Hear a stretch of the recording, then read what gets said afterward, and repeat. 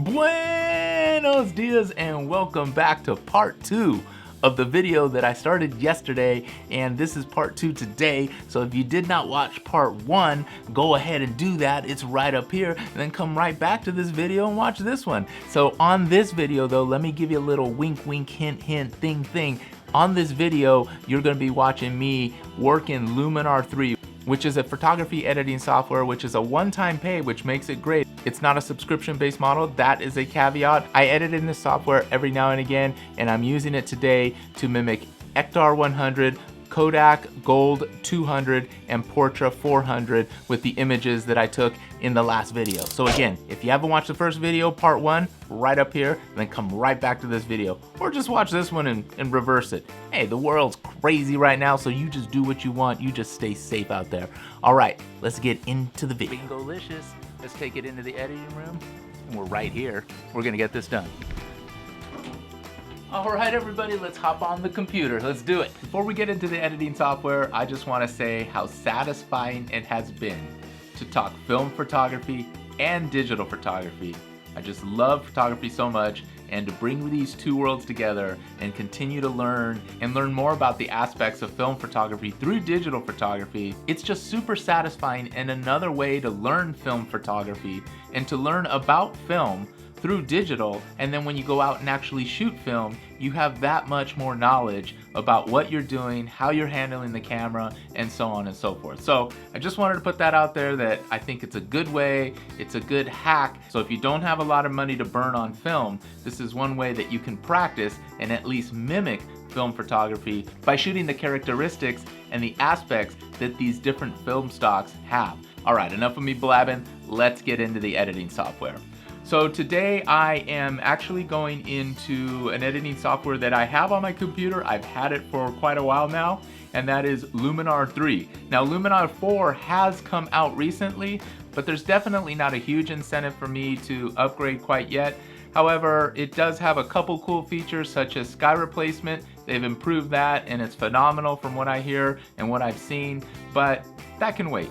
And this is a one-time buy and use it for the rest of your life, so that's a good thing. If you're on a budget and you want a good editing software, Luminar 3, it's good stuff. So we'll start with this fine-looking lad. So the Luminar software has a bunch of different collections and looks, or what they call looks collections, and you can select any one of these as a base for your image. I'm gonna go ahead and stick with the analog film looks as a base. And for Ektar, I'm gonna go ahead and choose action film just as a base. What it's gonna give me is some of the detail up in the sky, and it's gonna leave me with some vivid colors. And vivid colors are what Ektar is known for, as well as high saturation and fine or smooth grain. So that's what I'm gonna work on and try to get a preset for this image. And if you look over to the right side, it loads up these different types of filters in the workspace. Now you can add different types of filters, and what I'm gonna do is right away add a raw developer, and I'm going to search for grain because I want to be able to, under creative, there's grain. So you can see it adds these little workspace panels or filters, and then you can move all of these sliders left to right, and that adjusts just like you would in Lightroom or Photoshop or any other editing software for that matter. Right off the bat, I do like the way this is exposed. I am gonna add one other filter because I want a little more detail out of that sky. Ektar is known for their detail, and I want to get some of that detail out of the sky, so I'm gonna use an adjustable gradient. And you can see it loads that panel up here onto the right. So this adjustable gradient works off the top and the bottom of the image. So exposure, I'm gonna leave it as top is already selected. I'm gonna bring down the exposure a little bit on the top there, just to start getting a little bit more of the sky. It's subtle. We still have a pop in the color of the flowers, and that's what I wanted. The gold is really nice on the house next door right here. I just want a touch of warmness added, so we're at 5115 on warmness. We're just gonna add just a tad. That's good, that's good. Again, very, very subtle. Okay, let's see what it looked like before. That's before, that's after. Just a reminder, this is a raw file that I brought in here, and again, we're trying to mimic this film stock Ektar 100. So now I'm going to go ahead and mess with the grain a little bit. I'm going to add just a little bit of grain. Probably you won't even be able to tell to the naked eye here. Let's actually get right in here. Let it focus. Okay, let me push that grain up halfway. You can see we got some grain there, and I can increase the size of the grain. And obviously it's doing it across the image. You're gonna get more of a flattened look in the grain because they're just kind of overlapping, if you will. So I'm gonna bring that down and sharpen that grain a little bit because Ektar is known for fine grain. That looks just about right. I'm gonna bring down the amount of grain just a little bit. I kinda like that right there. I kinda like that. Let's see what it looks like by turning it off. Yeah. And turning it back on.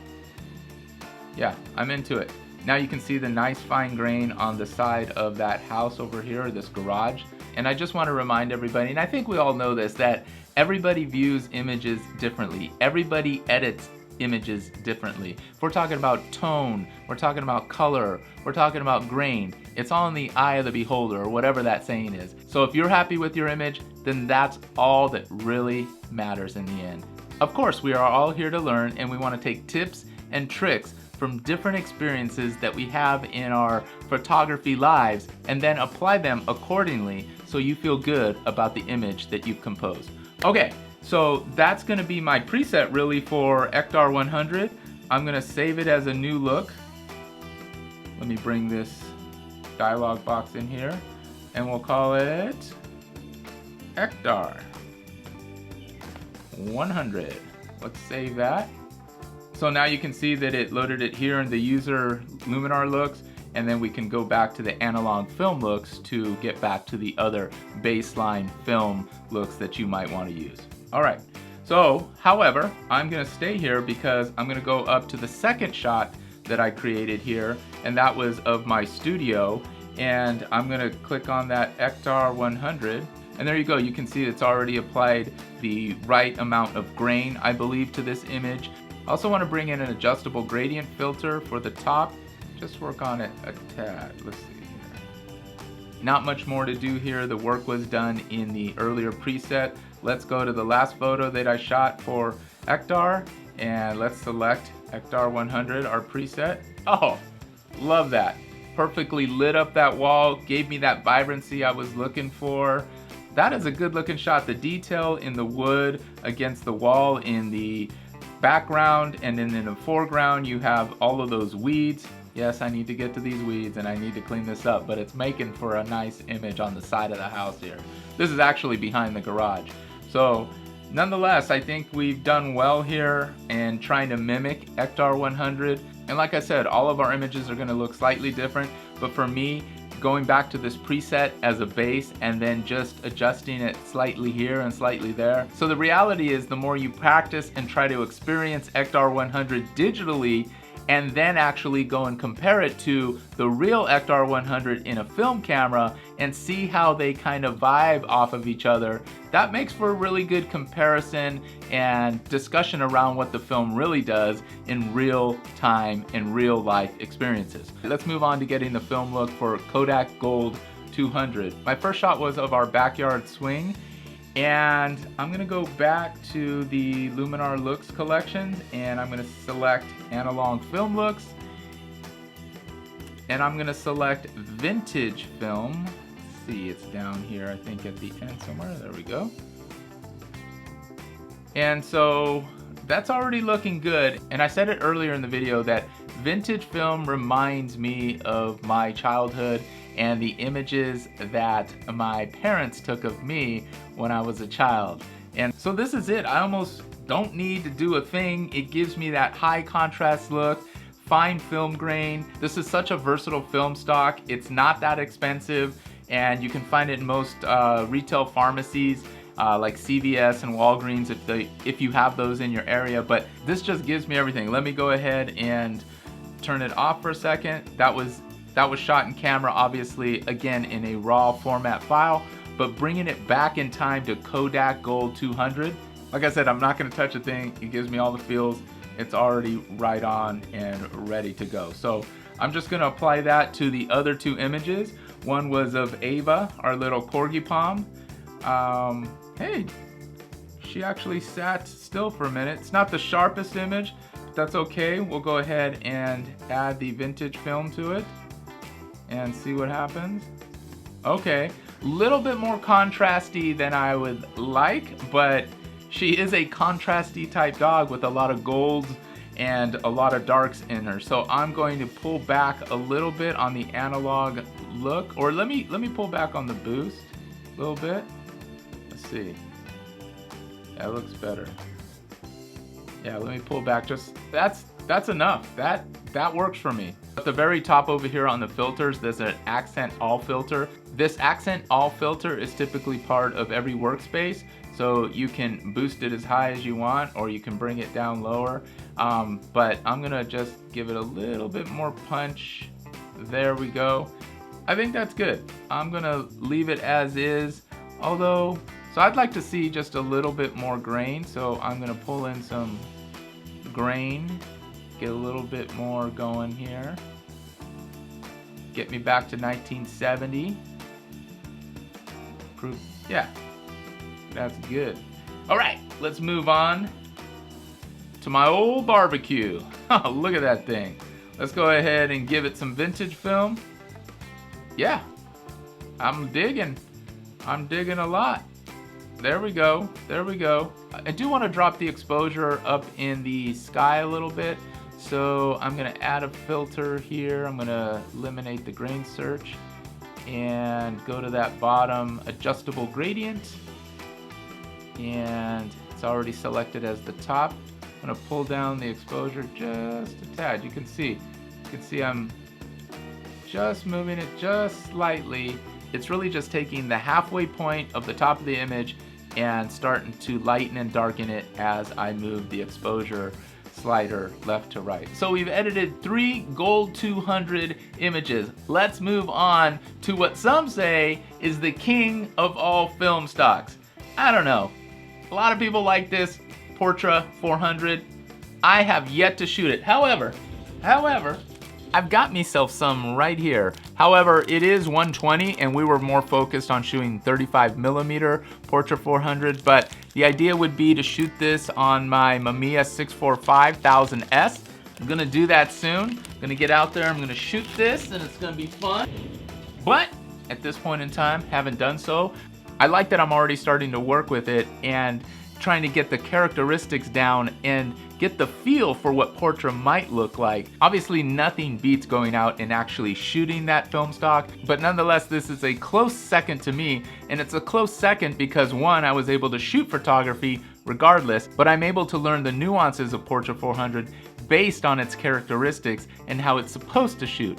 All film doesn't always shoot how it's supposed to, but that's the good thing, that's the cool thing, that's the dope thing about Portra 400. All right, let's get back to Portra 400. This film stock is known as a portrait film stock, and I didn't do the greatest job of getting myself in focus here. I think my first portrait was better, but nonetheless, it'll work for us right now.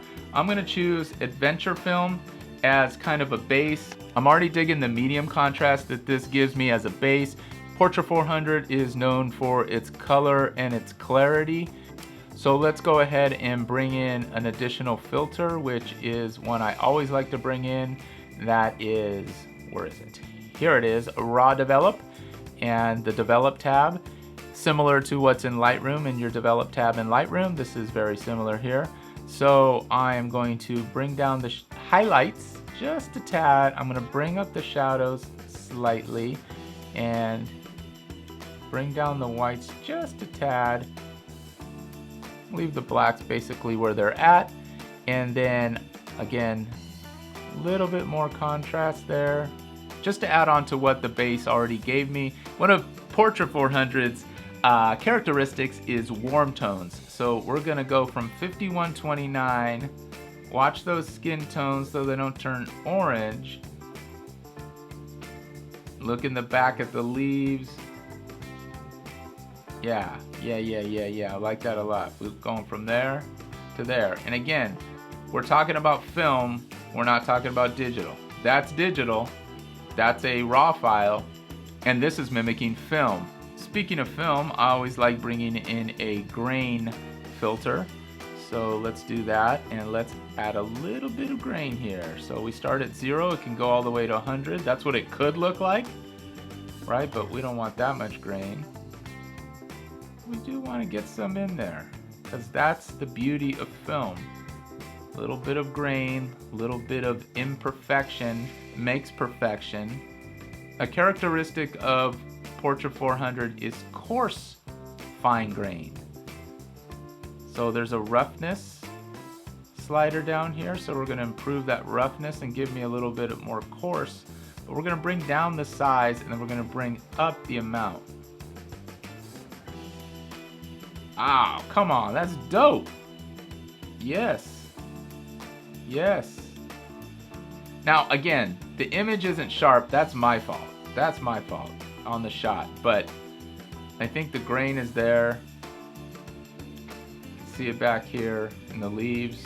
If I set it back to its original, you can see that it's lightened it up a little bit. It's a little more vivid. There we go. All right, we're gonna save this as a new look. Let me bring in this dialog box here.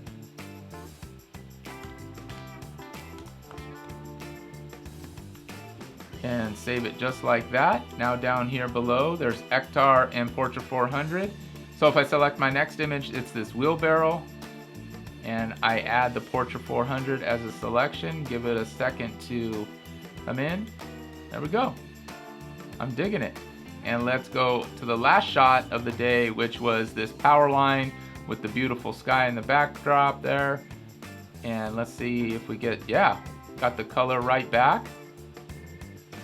I mean, that's fine. That is fine. There it is, and there's my grain. All coming in. It's working it out. Hot dog! That's gonna do it. I hope this is providing you some isolation inspiration. I sure had a lot of fun mimicking 3 different film stocks, and it's really cool that you can do this without actually having to develop any of the film, even though there is some satisfaction. In fact, there's a lot of satisfaction from getting back your film after you've shot a whole roll. Trust me, it's one of the coolest things. If you haven't done it ever, or you haven't done it in a long time, go get a box camera, go get a disposable camera, just go get some of this Gold 200. It's not that expensive. Get out there, get an inexpensive camera. I'll leave the links down below on these 3 different types of film that you can get from Amazon or really anywhere. At least you can look at the descriptions and then see what might work for you. I'll also leave a description of the Olympus OM1 MD that I shoot. You can try to find something very similar to that. These are pretty much $100 to $175 cameras. You can find much cheaper ones, kind of like this Canon TLB can probably be had for about 25 bucks, 30 bucks on the internet, on eBay. So this is a really fun camera. All right, y'all, that's gonna do it. Stay safe out there. We're gonna get through this together. I love you guys. Please subscribe if you're not subscribed. Leave me a message down below. I'd love to chat with you. Like this video if you liked any part of it, and ring that bell to remind you of new videos when they are released. Until the next one, actually, the next one's gonna be Monday, because new videos every Monday and Thursday. All right, see y'all. Peace.